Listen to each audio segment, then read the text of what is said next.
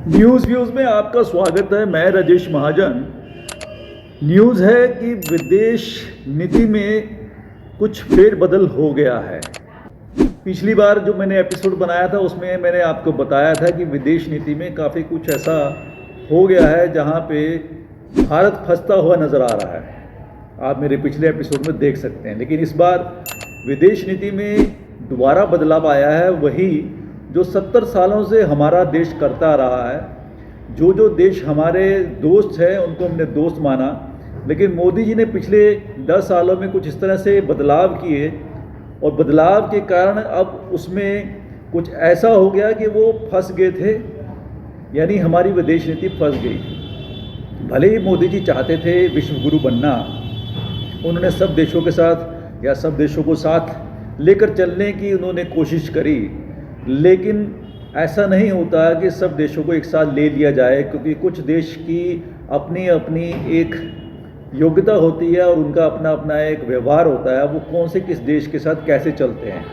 तो इस तरह से एक विदेश नीति के अंदर एक राय थी कि हमारा भारत जो रशिया को अपना दोस्त मानता था, और मोदी जी भी उसको अपना दोस्त मानते हैं, और उन्होंने उनसे बहुत सारा बिजनेस लिया। जितना भी पेट्रोलियम का पदार्थ हमारे यहाँ पे आता है उसको हमने रिफाइन करके उसको दूसरे यूरोप देशों को भी बेचा और खूब पैसा कमाया है, चाहे वो कोरोना काल हो चाहे अब तक हो। और हमने अपने ही देश के अंदर बहुत सारे उस पर टैक्स लगाकर, अच्छा टैक्स लगाकर हमने भी अपने देश को उन्नति के नज़र में या पैसों की नज़र में काफ़ी कुछ पैसा अपने ही लोगों से लिया है टैक्स के ज़रिए। इस बार ऐसा ये हो गया है कि रशिया में ब्रिक्स की जो सम्मेलन हो रहा है, मोदी जी वहाँ पे पहुँच गए हैं और वहाँ पे ये तय हो रहा है कि जो चाइना और जो रशिया और भारत है वो एक होकर काम करेंगे अमेरिका के ख़िलाफ़। ये एकदम से अमेरिका के साथ में जो बदलाव आया है उसका ये हो सकता है कि ट्रंप जो वहाँ पे इलेक्शन हो रहे हैं, ट्रंप ने भी ये बता दिया मोदी जी को कि चाहे आपने मेरी जितनी मर्जी इज्जत करी हो या आपने मेरे लिए जो भी कुछ किया हो, लेकिन मैं भारत के साथ खड़ा नहीं हो सकता। मतलब अमेरिका भारत के साथ खड़ा नहीं हो सकता, वो सिर्फ व्यापार के साथ ही खड़ा है, वो अपने महत्वाकांक्षा के साथ ही खड़ा है, वो अपने व्यापार के लिए ही भारत को अच्छी नज़र से देखता है, क्योंकि भारत एक बहुत बड़ा बाज़ार है। और उन्होंने ये बोला कि मैं भारत के ऊपर बहुत सारे कर लगाऊंगा, क्योंकि मोदी जी ने जब उनका सामान यहाँ आता है तो वो काफ़ी टैक्स लेते हैं, तो इस बार वो भी इनके ऊपर टैक्स लगाएंगे। और दूसरा, बाइडेन की सरकार के अंदर जो चल रहा है, हमारे रॉ के जो ऑफिसर थे उनको भी अरेस्ट कर लिया। वहाँ जो मर्डर हुआ वहाँ पे केस भी दर्ज हुआ, जहाँ पे अमित शाह का नाम भी है और हमारे NSA भारत के उनका नाम भी है, अजीत डोभाल का।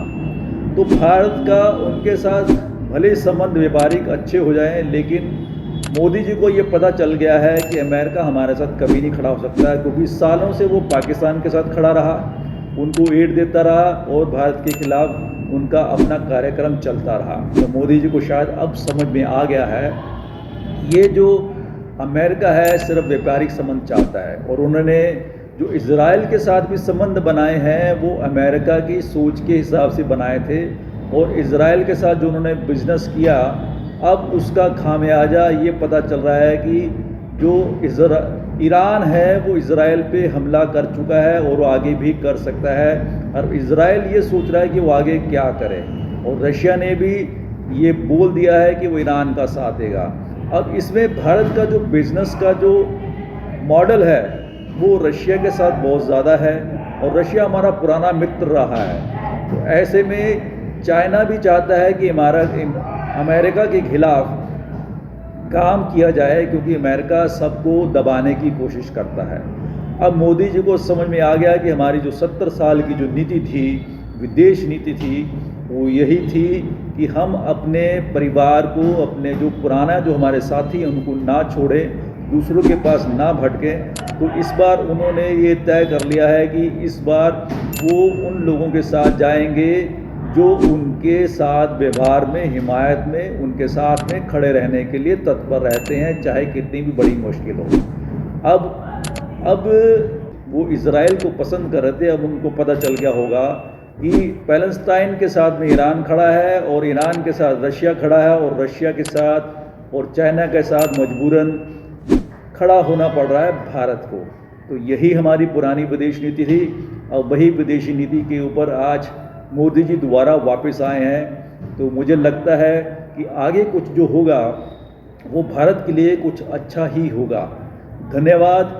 जय हिंद।